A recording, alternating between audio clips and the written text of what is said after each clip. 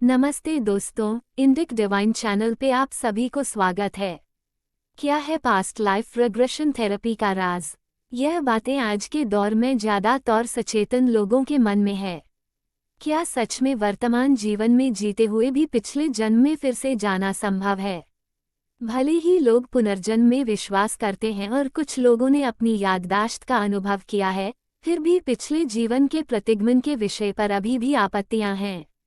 कुछ लोग इसे मानते हैं तो कुछ इसे पूर्णता विश्वास नहीं कर पाते, और कुछ लोग तो इसे तंत्र मंत्र और काला जादू का भी नाम दे देते हैं।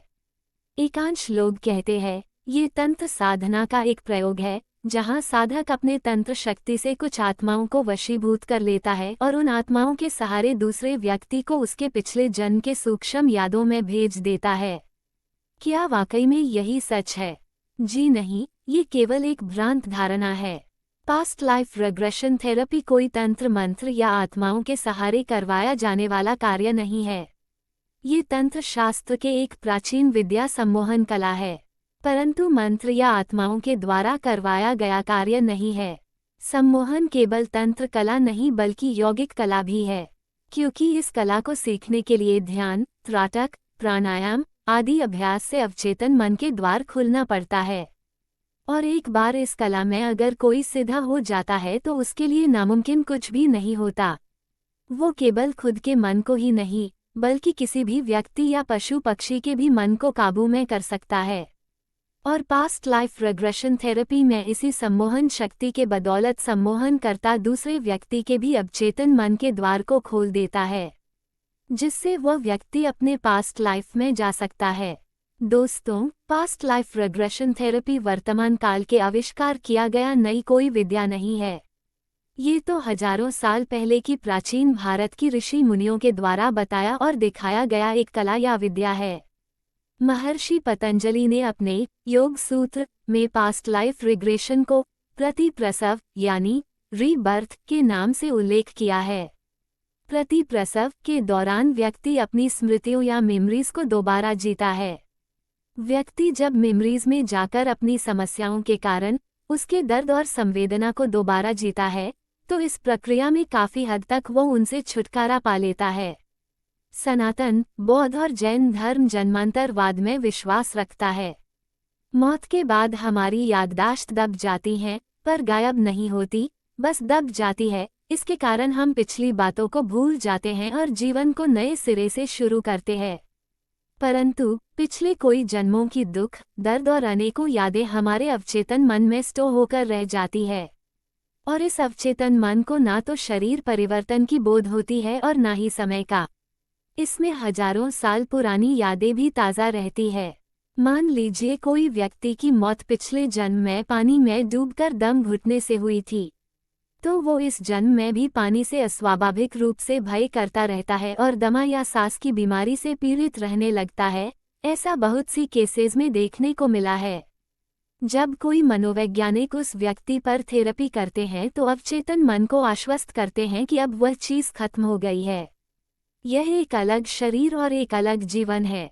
तब मन उन भावनाओं से छुटकारा पा लेता है जो उसने संग्रहित कर रखी हैं, और उसके सांसों की तकलीफ की बीमारी भी आश्चर्यपूर्वक रूप से खत्म हो जाती है। दोस्तों, वर्तमान काल के एकांश डॉक्टरों और मनोवैज्ञानिकों का दावा है कि मात्र कुछ मिनट से लेकर कुछ घंटों तक चलने वाली पूर्व जन्म चिकित्सा से वर्षों पुराने बेहद जिद्दी व भयंकर रोगों या अन्य कठिन समस्याओं से भी मुक्ति पाई जा सकती है।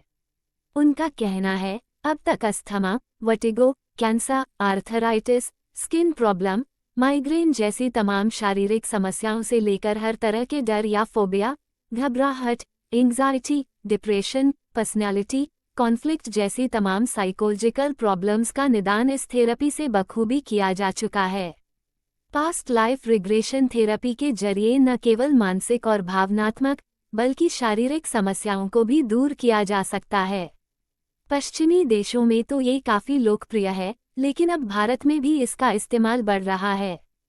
पास्ट लाइफ रिग्रेशन थेरेपी दो सिद्धांतों पर आधारित है, पुनर्जन्म और कर्म का नियम। कर्म के नियम का अर्थ है कि मनुष्य जो बोता है वही काटता है। अगर आपने एक जन्म में किसी के साथ बुरा किया है तो आपको अगले जन्म में उसके साथ अच्छा करके उस कर्ज को चुकाना होगा। वास्तव में जब हम अपने मन की गहराइयों में उतरकर अपने पूर्व जन्म को देख रहे होते हैं, तो उस समय हमारी चेतना हमारे स्थूल शरीर यानी हड्डी मांस से बने शरीर को छोड़कर हमारे सूक्ष्म ऊर्जावान शरीर को धारण किए हुए रहती है, और उस समय दिखने वाला हमारे पूर्व जन्म का संसार भी सूक्ष्म होता है, जिसकी वजह से उस संसार में समय हमारे स्थूल संसार यानी आंख खोलने पर दिखने वाला भौतिक संसार की तुलना में बहुत तेज गति से चलता है। मतलब हमारे इस वर्तमान स्थूल संसार का 1 मिनट हमारे सूक्ष्म संसार के कई साल के बराबर हो सकता है। इसलिए हम भले ही स्थूल संसार की नज़र में केवल 10 मिनट ध्यान या स्वप्न में जाकर अपने पूर्व जन्म की दुखद घटनाओं को फिर से झेलते हैं, पर वास्तव में इन 10 मिनट में हमारा सूक्ष्म शरीर पूर्व जन्म के सूक्ष्म संसार में कई सालों तक उस कष्ट को फिर से भुगतकर प्रायश्चित कर चुका होता है। मतलब इसी परिप्रेक्ष्य में हमारे पास 2 ऑप्शंस हैं।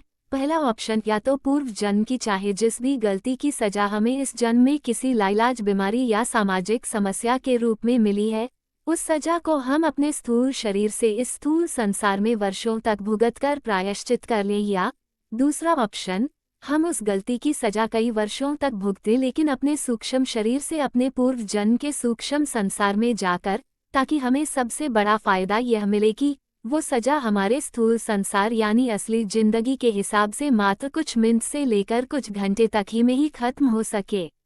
दोस्तों, लॉ ऑफ कर्मा यानी कर्मफल का सिद्धांत शाश्वत सत्य है। इसलिए हमारे द्वारा हुए हर छोटे से छोटे अच्छे बुरे कामों का नतीजा हमें आज नहीं तो कल या अगले जन्मों में भुगतना ही होगा, जब तक कि हम मोक्ष प्राप्त न हो जाए। इसलिए ऐसी बीमारियों या समस्याओं जिनका इलाज करवाते करवाते हम निराश हो चुके हों, उनके समाधान के लिए निश्चित तौर पर पूर्व जन्म चिकित्सा किसी वरदान से कम नहीं है। और यह सब संभव है ईश्वर द्वारा मानव जाति को दिया गया अमूल्य उपहार अवचेतन मन के कारण। आध्यात्मिक दृष्टिकोण के अनुसार अवचेतन मन का संबंध हमारे सूक्ष्म शरीर से होता है। अवचेतन मन यानी आपका सबकॉन्शियस माइंड दुनिया की सबसे शक्तिशाली, अद्भुत, अतुल्य शक्ति का भंडार है जो हमारे अंदर ही मौजूद रहता है। अवचेतन मन ब्रह्मांड की शक्ति का एक दुर्लभ खजाना है। इसके जरिए असंभव कार्यों को भी संभव किया जा सकता है। इस बारे में अधिक जानकारी प्राप्त करने के लिए आप हमारी दूसरी video the power of subconscious mind देख सकते हैं। आज की जानकारी यही तक। वीडियो अगर आपको अच्छी लगी हो तो एक लाइक करके चैनल को सब्सक्राइब कर लीजिए। धन्यवाद।